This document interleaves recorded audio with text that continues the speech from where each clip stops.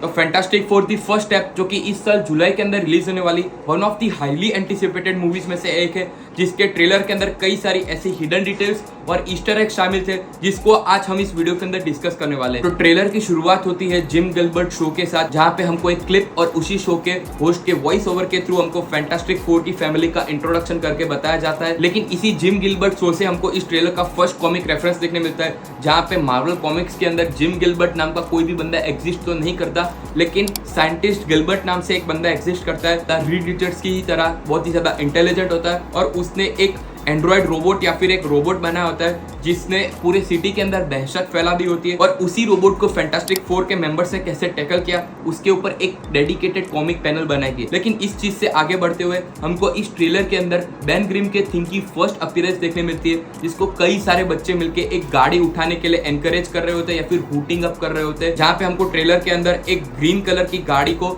The thing को उठाता हुआ देख सकते हैं, जो कि एक बहुत ही अच्छा कॉमिक बुक रेफरेंस था। कॉमिक बुक के अंदर भी हमको बेन ग्रिम के थिंग को एक बार ऐसी ही एक सिमिलर गाड़ी को उठाता हुआ एक कॉमिक बुक के पैनल के अंदर भी हमको देखने मिला था। और ऐसा एक सिमिलर कॉमिक बुक का रेफरेंस हम लोग मार्वल से नहीं बल्कि डीसी कॉमिक से हम उसको रिलेट करके देख सकते हैं, जहाँ पे सुपरमैन की फर्स्ट एवर कॉमिक बुक जो कि 1939 के अंदर रिलीज हुई थी, जिसके कॉमिक बुक के कवर पेज पे हम सुपरमैन को ऐसी ही सिमिलर गाड़ी को उठाता हुआ देख सकते हैं, जो कि एक बहुत ही अच्छा मार्वल और डीसी दोनों से रिजेंबल करता हुआ एक कॉमिक बुक रेफरेंस है। लेकिन ट्रेलर के अंदर आगे हमको फैंटास्टिक फोर के टीजर के अंदर जो सीक्वेंस देखने मिली थी वही सेम सीक्वेंस इस ट्रेलर के अंदर भी प्ले होता हुआ देख सकते हैं, जहाँ पे सभी फैंटास्टिक फोर के मेंबर्स प्रोबेबली शाम के या फिर इवनिंग के टाइम पे बैक्स्टर बिल्डिंग के अंदर डिनर करने के लिए इकट्ठा होते हुए हम लोग देख सकते हैं, जहाँ पे हम लोग हर्बी खाना पकाते हुए दी थिंग की मदद करते हुए देख सकते हैं, जो कि एक बहुत ही अच्छा रेफरेंस है लाइव एक्शन सीरीज दी बेयर से। इबॉन मॉस बैकराक जो कि बेन ग्रीन का रोल प्ले कर रहा है फैंटास्टिक फोर के अंदर, यही सेम एक्टर दी बेयर सीरीज के अंदर भी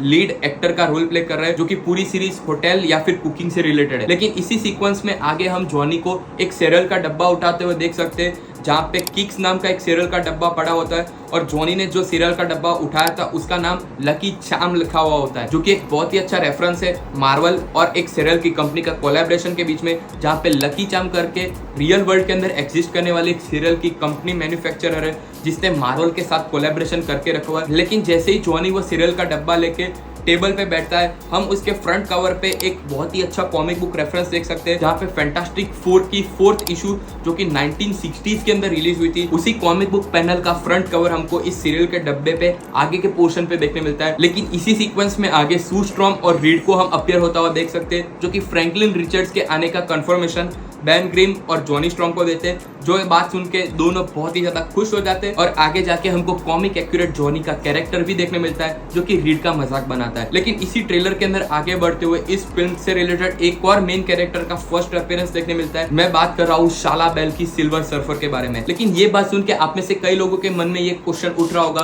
कि सिल्वर सर्फर तो मेल था, तो ये फीमेल कैसे बन गया? तो इसी बात से रिलेटेड कॉमिक बुक का रेफरेंस मैं आपको यहाँ पे बताना चाहूंगा, जहाँ पे कॉमिक बुक के अंदर शाला बेल और नॉरिन रेड के कैरेक्टर से रिलेटेड सिल्वर सर्फर एग्जिस्ट करते हैं, जो कि अर्थ एक्स से बिलोंग करते हैं, जहाँ पे गैलेक्टस ने अपने हेराल्ड के अंदर मेन मार्वल की जो टाइमलाइन होती है वहां पे मेल सिल्वर सर्फर को रिक्रूट किया था अपने हेराल्ड के अंदर। और ऐसे ही एक अल्टरनेट टाइमलाइन या फिर एक अल्टरनेट यूनिवर्स के अंदर गैलेक्टस ने शाला बेल की फीमेल सिल्वर सर्फर को रिक्रूट किया, जहाँ पे इस मूवी के अंदर हमको कॉमिक बुक एक्यूरेट एडेप्टेशन देखने मिलने वाला है, जहाँ पे इस अल्टरनेट यूनिवर्स के अंदर भी हमको फीमेल सिल्वर सर्फर अपीयर होते हुई दिखाई देगी। लेकिन इस मूवी के अंदर सिल्वर सर्फर का रोल प्ले कर रही है जूलिया गार्नर, जिसकी फर्स्ट अपीयरेंस हमको इस अल्टरनेट यूनिवर्स के न्यूयॉर्क के अंदर देखने मिलती है, जहाँ पे अपेरेंटली ये न्यूयॉर्क का वही रेट्रो फ्यूचरिस्टिक टाइम स्क्वायर है, जहाँ पे सभी फैंटास्टिक फोर और कई सारे लोग मौजूद होते हैं, जहाँ पे सिल्वर सर्फर की फर्स्ट अपीयरेंस हमको देखने मिलती है। वहीं पे बैकग्राउंड के अंदर हमको कई सारे अच्छे ईस्टर एग भी देखने मिलते हैं, जहाँ पे एक बिल्डिंग पे वेस्ट व्यू लिखा हुआ होता है, जो कि डायरेक्ट रेफरेंस था वांडाविजन सीरीज से, जहाँ पे हमको वेस्ट व्यू देखने मिला था। और उसी वांडाविजन सीरीज को डायरेक्ट करने वाले मैट शैकमैन इस मूवी को भी डायरेक्ट करे। लेकिन उसी वेस्ट व्यू वाले बिल्डिंग के बगल में एक होर्डिंग लटका हुआ था जिसपे लिखा हुआ था अटैक ऑफ फंगस, जो कि एक बहुत ही अच्छा रेफरेंस था दी लास्ट ऑफ अस से। सीरीज के अंदर भी हमको पेड्रो पास्कल देखने मिलते हैं as a lead main character के तौर पे। लेकिन जैसे ही सिल्वर सर्फर आती है, वो डायरेक्ट थ्रेट देती है फैंटास्टिक फोर को ये कह के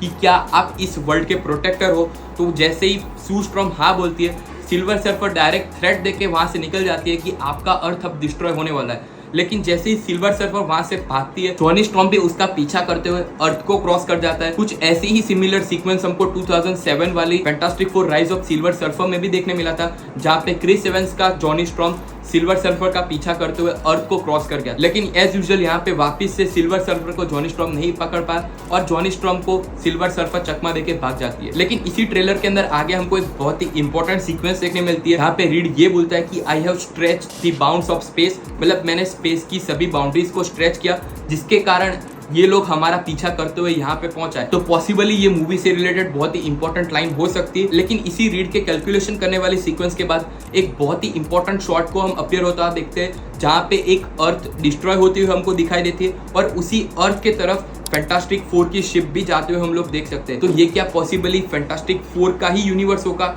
जो कि इस मूवी के एंड में डिस्ट्रॉय होगा, या फिर ये कोई और अर्थ है जहाँ पे फैंटास्टिक फोर का इन्वॉल्वमेंट रहा होगा। लेकिन इसी से रिलेटेड हम लोग कई सारी और थियरीज भी बना सकते हैं, जिसको हम लोग एक इंडिविजुअल वीडियो के अंदर ही डिस्कस करेंगे। लेकिन इसी ट्रेलर के एंडिंग में आते आते हमको कई सारी एक्शन सीक्वेंसेस देखने मिलती है, जहाँ पे हमको सभी फैंटास्टिक फोर के कैरेक्टर्स के पावर को इंडिविजुअली यूज करते हुए हमको बताया गया, जहाँ पे हमको फर्स्ट टाइम रीड रिचर्ड्स के स्ट्रेचिंग पावर को यूज करते हुए दिखाया गया, जो कि एक रॉड टाइप इंस्ट्रूमेंट को लेके बैकग्राउंड में अगर हम ध्यान से नोटिस करें तो गैलेक्टस खड़ा है, उस पे अटैक कर रहा होता है। लेकिन इसी इंस्ट्रूमेंट का रिजेंबल अगर हम मार्वल सिनेमैटिक यूनिवर्स के अंदर पहले कहीं देखने जाए फॉर दी डार्क वर्ल्ड के अंदर ग्रेविमेट्रिक स्पाइक से हम कंपेयर कर सकते हैं, जिसको एरिक सेविक ने बनाया था फॉर दी डार्क वर्ल्ड के अंदर, जिसका यूज करके इंटरडायमेंशनल पोर्टल या फिर होल क्रिएट कर सकते हैं। लेकिन ऐसा ही रिजेंबल करने वाला कोई भी इंस्ट्रूमेंट या वेपन मार्वल की कॉमिक्स के अंदर फैंटास्टिक फोर के इश्यूज के अंदर हमको कभी भी देखने नहीं मिला। लेकिन इसी ट्रेलर के एंडिंग में हमको सिल्वर सर्फर का भी कुछ एक शॉट्स देखने मिलते हैं, जहाँ पे एक शॉट के अंदर